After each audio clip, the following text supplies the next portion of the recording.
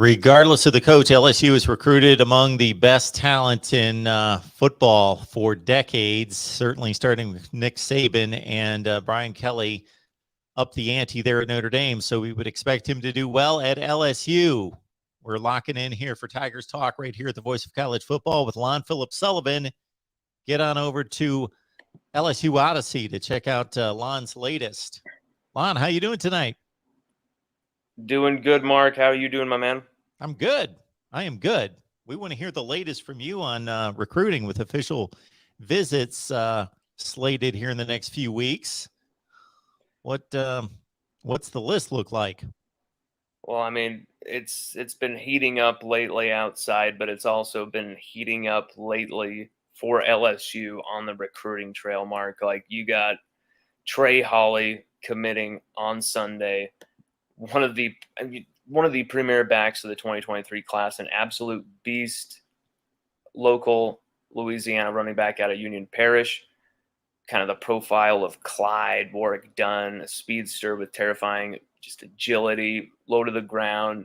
But, this is a young man who started varsity football in junior high. He's close to breaking LSU legend and now LSU staff member Nick Brissett's records there for Louisiana high school. Just 875 yards away, Mark. 7,829 career yards, 923 carries. I think it was 108 touchdowns and 8.5 yards per carry for Trey Holly. And multiple seasons, consecutive seasons, Mark, where he's rushed for 2,500, rushed for over 1,000 for 3 straight seasons. Just an incredible running back. Frank Wilson's pulling in here. I believe from his film that Holly can be just as electric receiving the ball as well out of the backfield as he can rushing. But, they didn't stop there. Dalen Austin committing on Saturday, which may have shocked a lot of national analysts. This is a lengthy top 15 nationally rated corner out of LBC at a Long Beach Poly, Mark. This is a SoCal corner, blanket in coverage. 11 pass breakups, 2 picks. Doesn't get too many targets, but the quarterbacks are afraid of him already. He's throwing receivers out of his way like they're garbage, jumping in front of passes with reckless abandon. You love to see that old school hunger. And he does some crazy things on special teams too, Mark. He's got a bit of Skylar Green in him, an LSU legend there with, just a little bit that I'm seeing there, some flashes on these 4 touchdown returns. Just unbelievable change of pace and vision, and just the coaching staff love him, Mark. Dalen Austin and Robert Steeples just going to work on the trail, and LSU needed this corner. LSU needed a big splash, and think about it this way: this is the first commit for Robert Steeples in his first collegiate job at LSU, replacing Corey Raymond, and he's able to win a showdown versus Lincoln Riley's Bagmen right in their own backyard and gain a really strong prospect with a lot of high octane potential in the process. I tell you, Mark, like, they're not getting much sleep, but they've been doing a lot of work during this evaluation process. There's a lot of major importance put on replacing what LSU lost in the DB. When we lost Stingley, Ricks, Flott, McLaughlin all at once. There's a lot of high quality targets for LSU in that 2023 class at DB especially. So it looks like you're pretty optimistic about them getting their share. We talked about Holstein, the quarterback for 2023 before we started to record. You're not so necessarily optimistic on that front. I have a really interesting source saying that he's all in with Bama. He's all in with Bama, and while I'm not like 100% in that camp just yet, there's a lot of evidence to support that as well. A lot of attention was piled his way by Alabama before the camps and after. And, Eli Holstein wasn't made a priority by LSU in the previous staff, the Orgeron staff, and wasn't made a priority until Kelly took charge. Joe Sloan comes in at quarterback's coach. So there's going to have to be some ice to chip away in this process here for Joe Sloan, Brian Kelly, but Eli Holstein, absolutely just another unbelievable 23 quarterback out of Louisiana. Mark, Louisiana quarterbacks are running the 2023 class with Arch Manning as well coming out of the state, and there's a guy who I think might be maybe the right guy for LSU in this class. Maybe more so than Eli Holstein. I'm not saying he's better than Eli Holstein, but maybe the right guy more so.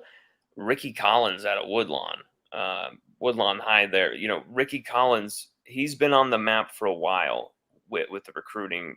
Anyone who talks about anything to do with LSU recruiting, Louisiana high school recruiting especially, anyone who covers, watches, coaches, anything, they've been talking about this guy for a long time, Ricky Collins. There's a lot of talent from this state, that especially a quarterback, that's really impressive. But there's also, whispers of Dante Moore, 5-star Martin Luther King High in Detroit, and he had an unbelievable visit at Mark at LSU, where he goes to the spring game, witnesses Death Valley with pretty big crowd there. ESPN, SEC Network are there, but Joe Burrow, Tyrann Mathieu, Jamar Chase, and Justin Jefferson, he gets to meet them all on the same day, hang out with them. Getting plenty of one-on-one attention from Kelly, Denbrock, quarterbacks coach Joe Sloan. There's a lot of positivity, I feel, with Dante Moore potentially committing to LSU somewhere down the line, more so than someone like Eli Holstein. Although, he's a talent that you do not want to miss on if there's an opportunity. So LSU, I think, will take a moment, chip away at that ice with Holstein, and see if there is an opportunity here. Lon Philip Sullivan joining us to talk LSU, as he does on a regular basis. LSU Odyssey. Get on over there. Check out Lon's work. And absolutely, he's got the inside information. Tons of great interviews. Every time I turn around, it seems as though Lon has been able to make an additional connection with a family member, a friend, a close contact, to get a scoop that nobody else has gotten on an LSU player, or an incoming freshman, a recruit, somebody. It's pretty fabulous. All right, Lon, I'm looking at this 23 class here. Absolutely. I'm looking at this 23 class, 6 hard commits, and everybody's top 20 at their position. A couple guys are top 10 easily. And how do you feel as though this is going at this point? I'm liking the way they're building it. They're building it with guys who will be locked in, Mark. Guys who will be, hard commits from the beginning, middle, and end. I look at the 6, and I don't think there's anyone who's going to be really decommitting from that 6, except for perhaps maybe Dalen Austin. Has some second thoughts about traveling from SoCal all the way to Louisiana. That could be a question mark. USC swooping in at the last second. LSU load up on some really big time 2023 DBs in the class, and maybe he decides to go elsewhere. Other than him, Mac Markway at tight end, unbelievable talent. Mark, this say Mac Markway, Mark, 3 times fast. That was yes, a little I'll leave weird. that one up to you. Mac Markway, though, he loves what they're doing with the tight ends. Mark loves what they're doing with the tight ends. They're trying to rebuild that Notre Dame tight end oriented offense at LSU, but also using some hybrid guys in those roles too. Brian Kelly's his philosophy is changing. His philosophy used to be kind of size and mass, weight, whenever he could get it, because of you're at Notre Dame, get the guys you can get. But now it seems like when he has those full options, he's choosing to go with speed over size in these interior positions, or even at tight end. Very interesting. You look at Tavion Galloway, a 2024 tight end that they're really looking after. Someone we just posted an interview with this morning. Very highly pursued out of Chillicothe, Ohio. Ohio State, Cincinnati, Michigan are all over this young man. But, he really loves what LSU is doing because of that tight end thing, the tight end principles that they're running with. You got Patrick Kelly, Brian Kelly's son, who's a tight ends analyst, who's really an integral part of that as well. Coach Terry Malone as well. Dean Petzing, who knows exactly what Brian Kelly wants to run because he was with him at Notre Dame. So there's a lot of continuity continuing, but there's also that Louisiana vibe in the receiving room as well, with Cortez Hankton coming in there and leading that room. You got Carter Sheridan still staying on with that New Orleans vibe as well. That's a guy with a Super Bowl ring, Mark. Carter Sheridan, I think he ran that Saints receiving room for like 15 years when they were just breaking every record in sight. He knows how to develop them. And he when you saw him recruit Harold Perkins, a linebacker out of position, he also knows how to recruit. But, it's a very interesting class because we've loaded up at safety early. Kerry Cook's getting a few with Ryan Yates, who's just, okay, I don't want to be getting to hyperbole here, Mark. But the young man, he wears number 21. That didn't faze me. It didn't make me think of this. But the way he plays makes me think of one of the greatest 21s ever, Sean Taylor. Just ball hawking. Plays with enthusiasm, energy, riotous venom, violence. He's mesmeric when you watch him, Mark. Ryan Yates, you got to watch him play. Unbelievable at the safety position, but he can do it all. Michael Doherty as well. Michael Doherty committed really early, loved what he saw from Kerry Cooks going in there. And, Michael Doherty, he's also very talented as well coming out of the state of Georgia. They definitely reloaded at DBU early to try and kind of keep that base. But, getting that running back, that pinnacle class running back, Trey Holly, was a must. You had to get him. Frank Wilson had to get Trey Holly. They made him a priority, got him early. Fantastic. Omarion Miller, receiver, Mark, one of the best in the country. As far as the ratings go, I feel he's really like top 10, in my opinion, nationally. Maybe even top 5. He's just that good. Look at the numbers he's putting up. 20 touchdown seasons as well.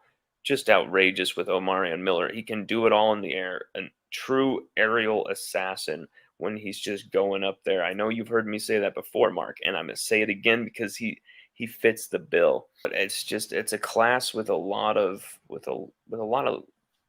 chances to go in a lot of different directions. A lot of different potential options in each position. And it's a very intriguing class all around. There's 23 options coming out of your ears with Jonell Aguero out of Lynn, Massachusetts. You just hear a lot of different names. You see them visiting LSU. You see them enjoying LSU. And you've got that national brand that we can also push with guys who work in national living rooms, guys who would play better in national living rooms than maybe some of the guys on the previous staff. And you're seeing some really strong recruiting out of these new staffers with Brian Kelly. And it's the basis of a really interesting class here. Folks, please hit the like button. Just takes a second, and we would appreciate that because if you enjoy the content, certainly take that step. Also, if you enjoy the content, others will as well. Share the link out on social media. Got Lon Phillips Sullivan here breaking down LSU for us. LSU Odyssey is your spot to go to next. So watch the rest of this video, then go to lsuodyssey.com.